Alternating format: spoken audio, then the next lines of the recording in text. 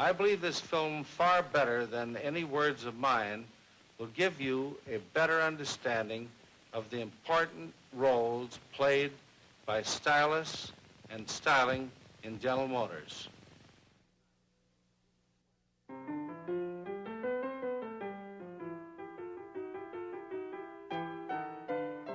It was a different place, a different time. Harley Earl was born in Hollywood a year before the first motion picture, 2 years before Henry Ford's first automobile. It was a time of promise and possibility.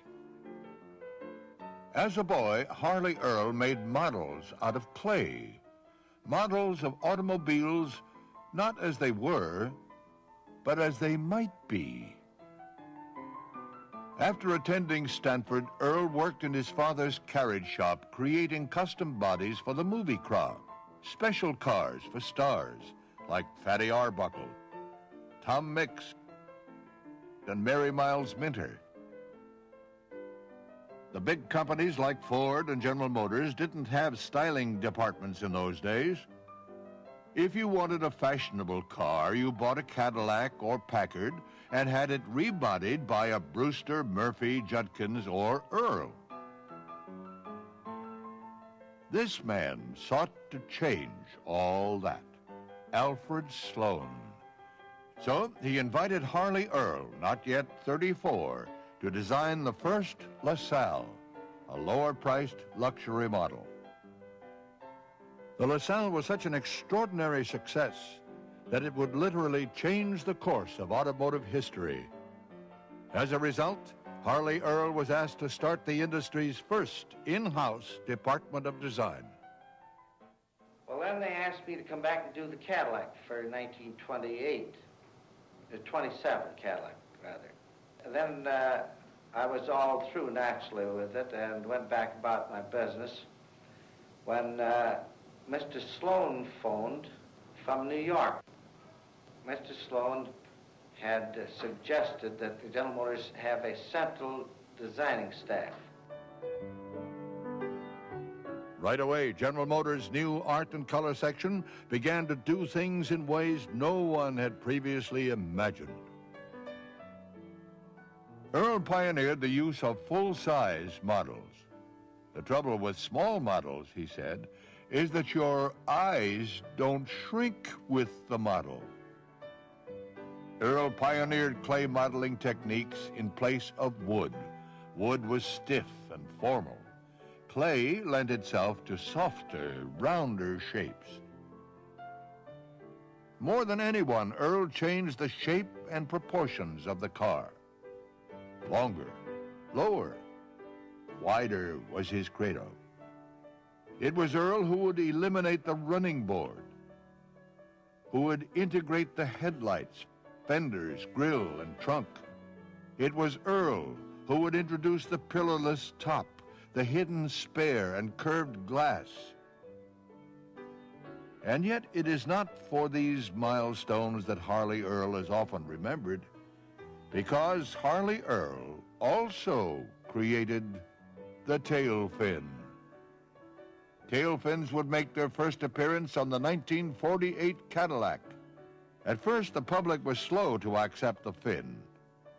So, of course, Earl made them bigger. Soon, Cadillac sales nearly doubled, and everyone rushed to copy them. But even more important than the changes Harley Earl made to the shape of the automobile were the changes he made to its character. It became the symbol of our dreams and aspirations. Earl invented the dream car to give substance to the public's yearnings. The first was the Buick Y-Job. The Y-Job made its first appearance in 1937. A wire service reporter, seeing it for the first time 11 years later, thought it was the 1949 Buick and sent pictures of it, identified as such, to news desks around the country. It was that far ahead of its time. 1937 Probably the most influential of Harley's dream cars was the LeSabre. As the Second World War drew to a close, GM management asked Earl to create a car that would serve as a beacon of post-war design. The car that Earl proposed was longer, lower, and wider, as usual, but the LeSabre was much, much more. 30 years before they appeared in foreign luxury cars, the LeSabre had heated seats. 40 years before Mercedes could boast a one-touch top, the LeSabre top closed automatically at a drop of rain. But more important was the overall effect. The LeSabre was like something from another galaxy. The LeSabre was a star, wherever it appeared, captivating audiences all across America and Europe. Over the course of his career, Harley Earl influenced the design of more than 50 million cars. But he never rested on his laurels. He never talked about the past. For him, it was only the next car, the next design that mattered.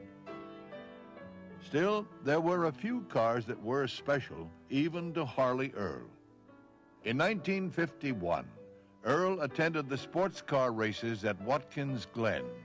He noticed a lot of the younger people were driving small British cars with names like Jaguar and MG.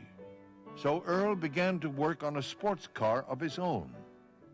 Its name, Corvette.